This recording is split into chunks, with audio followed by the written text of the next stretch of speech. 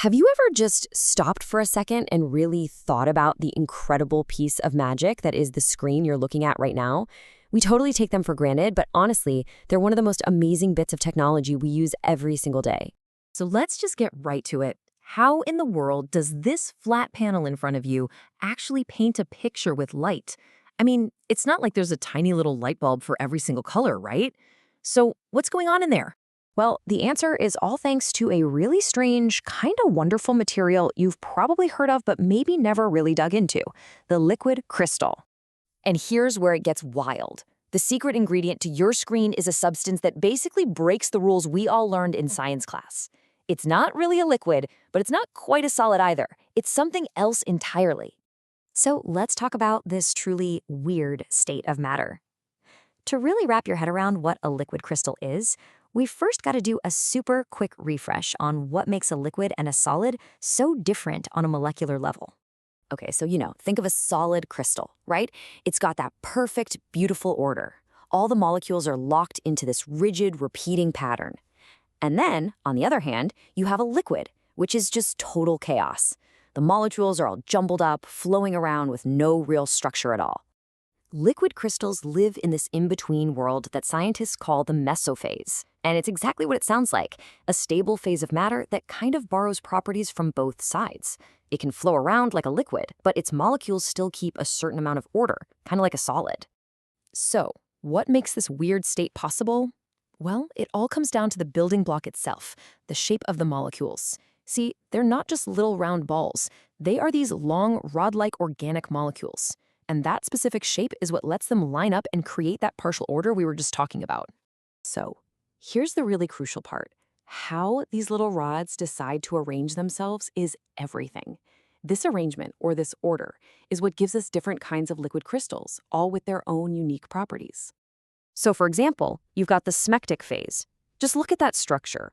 The molecules aren't just pointing in the same direction, they're also stacked up in these really neat, well-defined layers. It honestly looks like a microscopic stack of pancakes, super orderly. Then there's the nematic phase. Now here, the molecules still have a general direction they're all pointing in, but they're not stuck in those strict layers anymore.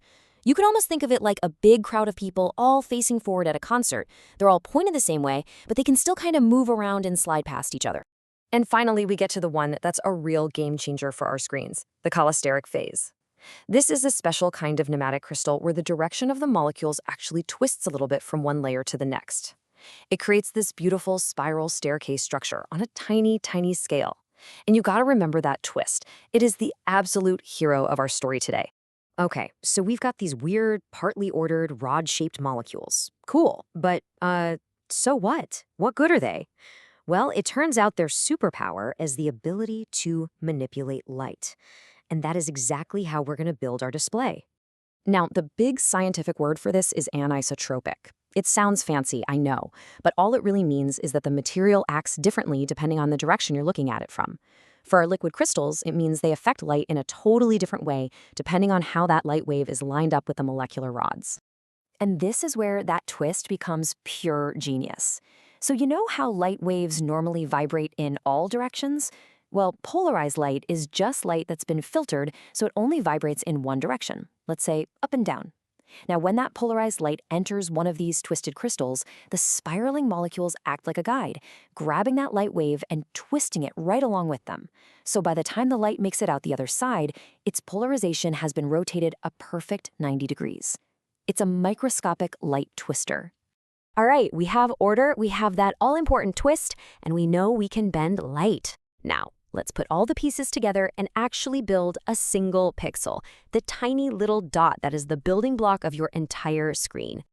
So we've got this incredible material that can guide a light wave. That's amazing. But for it to be useful in a screen, we need to be able to turn that effect on and off millions of times a second. So how do you control it? And the answer, the final piece of this amazing puzzle, is electricity. The real magic happens because we can use a simple electric signal to change or modulate how these crystals mess with light.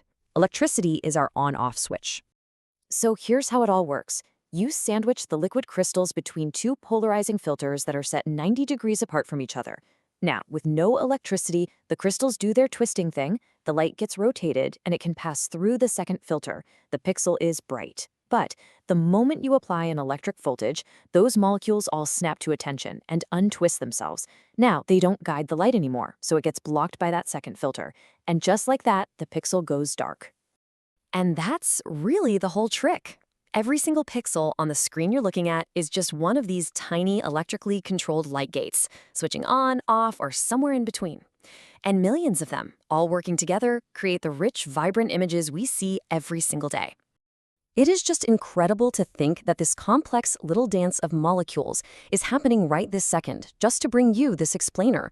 It really makes you wonder, right? What other invisible forces and microscopic structures are hiding in plain sight, shaping the world all around us?